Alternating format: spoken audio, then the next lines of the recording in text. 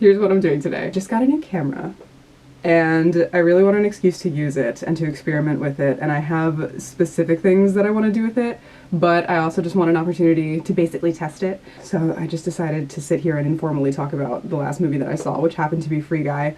I have no script and no bullet points, so I'm just going to say whatever pops off the top of my head, and we'll see how coherently I am capable of rambling about what I remember about this movie. Fortunately, because I am not famous, I don't think I'm at a risk of like anybody actually watching this, but if you are actually watching this, I want to make very clear that I am an extremely uptight movie watcher when I do watch movies, which isn't very often. I have plenty of positive things to say about Free Guy, but I also have stupid little nitpicky things to say about it, so if you're not, like, if you don't like hearing about movies that you like getting criticized, please don't watch this video. It's not for you. This is a very Truman Show-esque concept. The whole premise is that this non-playable character finds out that he's an NPC in a video game. So instead of the main character saying, "Good morning, and if I don't see you, good afternoon, good evening, and good night," the catchphrase was, "Don't have a good day, have a great day." There are a lot of fun little details in the background if you're paying attention that cue the reader into the fact that this is a video game. It'll be like a car passing by in the background glitches and randomly changes color or something like that, or like an NPC model doesn't load and so there's just like a random cup on the sidewalk and a couple of other NPCs talking to empty space, or it'll be like the main character guy is doing something in the foreground and in the background somebody's like trying to jump up a wall for some reason and then ends up glitching out of the game. So it'll be like a bunch of those little details, and I think that's really cool. I also liked the comedy. A lot of the jokes did get good laughs out of me. There was also a lot of jokes that missed. I think my main issue with the movie maybe was the dialogue. There was a lot of times when there was supposed to be a joke that was very obviously playing out to the younger portion of the audience, because this is a movie that heavily centers around game programming and streamers, and the whole Free City, which is the game that the character exists in, is very much supposed to be, I think, this kind of Fortnite, Grand Theft Auto, Overwatch type of thing that today's younger generation is familiar with. So the movie throws in a lot of kind of, I guess, simple or lowbrow jokes that are, that are obviously supposed to be for the younger kids. And so, like, while there were funny lines and things that got me laughing, there were also a lot of jokes that I would say kind of fell into the cringe category, and it got me kind of wondering where exactly the writers were targeting the movie, because while there was a lot of content that was obviously geared towards children, there was also like jokes about orgasms, and the word fuck was thrown in there. So it was one of those things where I'm like, I'm a little bit unclear about who this is for. I was surprised by a movie that has a relatively simple premise. NPC becomes self-aware. There was a lot of subplots. There were a lot of things happening congruently, because you have the whole plot with the video game character kind of starting to feel alive and deviating from the typical NPC script, but then you also have like the characters that exist outside the game in real life have this romantic tension between them, and they created this AI script that got stolen by their evil boss, who that whole character, I'll talk about him later. So then, like, the one character wants to get the rights, that wants to sue the boss over stealing their script, but then the other character doesn't want to deal with that controversy because he says the boss just bought it, and meanwhile there's this romantic tension between them, but then the girl goes into the game because she's trying to get proof that her boss stole it, but then she starts to fall in love with the NPC, which is weird because it's a 4-year-old NPC played by 40-year-old Ryan Reynolds having chemistry with an actress who is in her 20s. And then it's revealed that the whole, like, reason that this NPC was able to awaken the way he did was because the AI script that they created was so revolutionary that it was the world's first real artificial intelligence, and, like, the evolution of the intelligence of the NPCs branched off and got out of control, and so now it's basically just life that exists in this game, and so it's paramount that they get the rights back because the boss doesn't actually care about it, and meanwhile he knows that they're trying to get the proof that he stole the script from other players inside the game, and so he's trying to destroy the game or get everybody fired, or like I was just surprised about how much this movie is trying to do. And so because there's so much going on and there was so much that the writers were trying to kind of like cram into this 2-hour space, there were a lot of moments where like the real life characters would be talking to each other, and it would be very much like, hey, friend that I've known for years, you're a person who went to college for 2 years to get this degree and then changed your major and then did this, and you're a genius, and your GPA was 4.0, and you used to be in this position at your job, but now you're here. Now why would that be?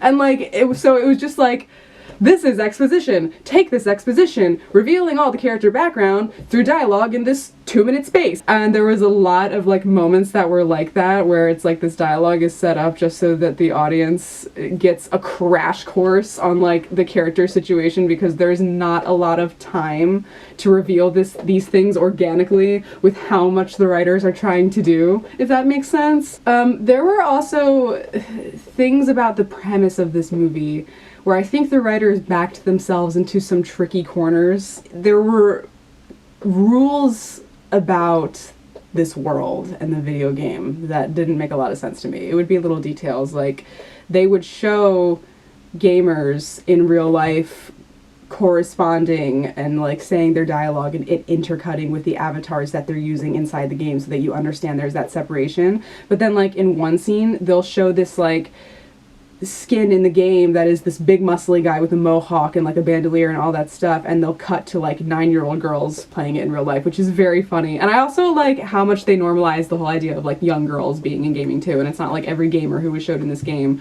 was just some like teenage white boy. There was like they showed the versatility and the diversity in the gaming world, and I thought that was cool. But so back to what I was saying, like they would cut to the avatars looking completely different from the people they were being played by in real life. But then they had a couple of the more primary characters go into the game to try and tell Guy, the protagonist, to like stop using the NPC skin because they were confused about the situation. And then when they went into the game, they looked like themselves dressed up. Well, one of them was inside a bunny suit, so you kind of get a free pass with that because it's like you can't see his face or anything. But then the other guy that was played by the guy that played Natalie, whatever her name is from Stranger Things, her boyfriend, sorry, it's been years since I watched that show. That actor would go and he'd have like a police officer skin in the game, but he would just look like himself dressed as a police officer.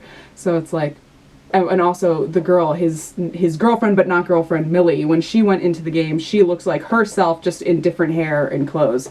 So it was like, why do these characters, when they go into the game, they just look like themselves in costumes, but then other gamers, when it intercuts between them and the characters in the game, like it shows them being played by completely different actors because the actors represent what the skins look like. You know what I mean? Like, why is it one way for some people but then another way for other people? It doesn't make sense. You know what I mean? It's like the universe, this world establishes a rule about how this works and then breaks it. But I thought that was a little strange. And then there was stuff that was confusing me. This might just be me being slow. Time is passing for this NPC where he doesn't have to worry about mortality as he's leveling up, because every time he dies, it's a new day for him in game.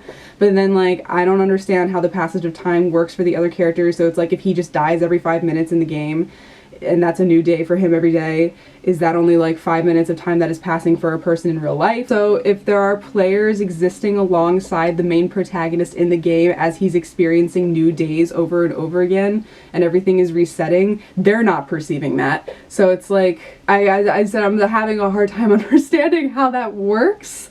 So that was a little muddled to me. And then there was this also, the entire plot point about the real life characters having to get this streaming clip that proves somehow that their AI was stolen by their boss. And in order to do that, the main protagonist and his friend go into this specific part of the map and meet this other playable character who has the clip in a little slot in the wall that exists inside the map. So it's like the characters can ostensibly get coding archives in game from parts of the map in the game that show parts of the map from before outside the game.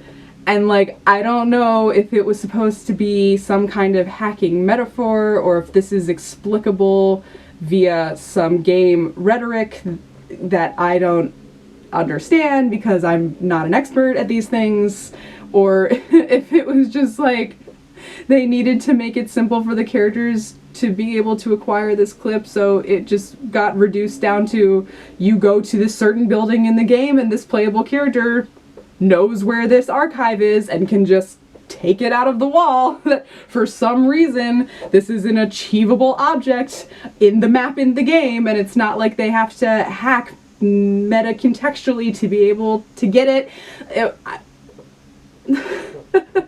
And then once they get the clip, they also then have to travel to a certain part of the map that shows the build. That's the word they use, the build, which is like a whole separate other island that would have been in the map, that the boss, when he stole the AI engine, he built over top of that build the new map for the city and just hid it so that he could use the engine, but then he forgot to scrub the reflections. And so the protagonist noticed, oh shit, Discord, I'm in the middle of something. The main protagonist, I guess, noticed the reflection of this build that the boss forgot to hide in his blinds, so then the real life characters had to access that part of the map once they realized it was still in the game, but there was a collision code at a certain part of the ocean in the game so that you couldn't get to that part of the map, so then they had to like build a bridge with code inside the game so that the characters could get there. But then the boss in real life found out they were doing this, and so he started to sabotage them by having them take the game offline, and then for some reason that didn't work, and so he literally took a fire emergency axe and went into the room where all of the physicality of the game exists. I guess he called them servers. I don't know if that's what it would be in real life. Sometimes I sat there wondering if like game development majors were just sitting there shaking their heads about the way that they were contextualizing how games work. But so in any case, he went into the room where all the servers were with his axe, and he just started destroying all the servers. So that guy who now wants to help the real life characters prove that the boss is a fraud, he wanted to be able to stop him from getting over that bridge onto that part of the map that like would prove that because it was in the clip, it belonged to his employees, whatever. So this is, I feel like, an opportune moment to talk about the boss, because he was an interesting character. This is the first time in a while I've seen anything that takes the antagonist character and makes them so unapologetically idiosyncratic and villainous. This was the most stereotypically ridiculous and cartoony and douchey boss I've ever seen. Maybe ever. This is like classical Disney villain levels of flamboyant, but it's like overtly a Zoomer 2020 rendition. He's all the wiki wow, what you talking about, bro? What you talking about, Willis? I don't like he like he has these really cartoony mannerisms that were, you get it. And at first my whole thought about it was that it was ridiculous to the point where it's honestly kind of a little bit difficult to watch. I like, on one hand, I love that they're throwing nuance to the wind, because there's been this uprising and this trend of villains having to be very depthful and sympathetic all the time, and like that's great in some ways, but it's also like you kind of lose the fun in the villains who are just villains to be villains, and they just love being villains, and they're just like evil, and that's all there is to it. Like, there's something about that simplicity that is just tons of fun, and that we kind of started to miss that. And this is like, Antoine is his name. This is like what this character is. But then like it was so over the top that I was like, I don't know, maybe there's a balance here that we can reach. But then my friend told me that the actor who played this character, like a director, actor, comedian, Taika Waititi, but my friend informed me that Mr. Waititi is like a well-known, beloved, like kind of Twitter meme in and of himself, and so maybe this casting decision played into this rendition of the character. and it makes sense if you are cultured unlike me and you know about Taika Waititi. Like, I'm just a simple boomer and I don't know these things, so I didn't get that. So it's like, maybe you have to know about this actor, director, comedian to like really be able to appreciate the nuances, or the lack thereof, of the character. You're getting towards the end of this movie, the girl who like created or co-created the AI engine convinces Antoine to not destroy the game in exchange for the monetary rights to the property. I didn't quite understand this verbal contract that they breached, but she just wanted to save the artificial intelligence in the game. So that's the deal that she brokered. And then for some reason it didn't work out for Antoine and he kind of like went broke. And then Millie and the Stranger Things guy were able to kind of mastermind this new iteration of Free City, where the whole idea is not to go and rob banks and kill everybody and steal cars GTA style, but to just interact with the artificial intelligences and like kind of live this life alongside the NPCs in the game. Like, the NPCs are no longer mindless background characters. And so at the end it's this big revolutionary revelation of like, oh, people are down to play a game that isn't destructive. They can just watch it. They can just watch it like a movie. They can just watch the NPCs do their thing like a movie. This is a brand new concept that is completely novel and is ushering a new era of gaming. And I was like, The Sims? I don't know, was it just me? I feel like they were acting like it was this revolutionary concept to just watch artificially intelligent NPCs live their lives and nothing else. And I was like, is that not The Sims? Do we not already know that people love that? I guess there was like supposed to be an extra layer to it because it's like they're so intelligent that it's completely unprecedented how intelligent and alive they are. But so that's what happened. He uncovered that part of the map and it proved the thing about Antoine, and then, like I said before, he goes bankrupt. They create this new game that's revolutionary because it's The Sims, and everybody... There's another subplot that we have to tie up here, right? Millie, there's some symbolism with, like, Millie falling in love with Guy, which, by the way, that was the whole inciting incident for the movie, and Guy realizing he was alive. It was explained, like, I did not expect the movie to come up with actual scientific explanations for, like, why things were happening the way they were. I did not think it was going to get that deep, but the way it was explained, it was like, when Stranger Things Guy was creating these NPCs, he encoded in this one NPC this feature where his whole motif as a character was that he wanted something more out of life and he wanted to meet the girl of his dreams, and he had to model this idea, this conceptualization of this dream girl like after a real life person. And so when he was like co-creating this AI engine, he just looked towards the person he was working with, who wasn't his girlfriend, it was just a girl. And so he, like, you know, kind of modeled that girl after Millie, his work buddy. And so when Millie with her avatar went into the game and passed Guy and they interacted for a second, that interaction awakened that part of his code as a character that caused him to feel alive, and it branched off into all of the like really complicated artificial intelligence that caused him to like become lucid and self-aware and become more of a person and like that kind of stuff. So in the end, even after Millie as Molotov Girl, the avatar in the game, had this like funky burgeoning romance with Guy made her realize that she is only falling in love with a program, you know, and there's something in her life beyond Free City that is more meaningful to her, because she should be looking to the author of the concept that she fell in love with.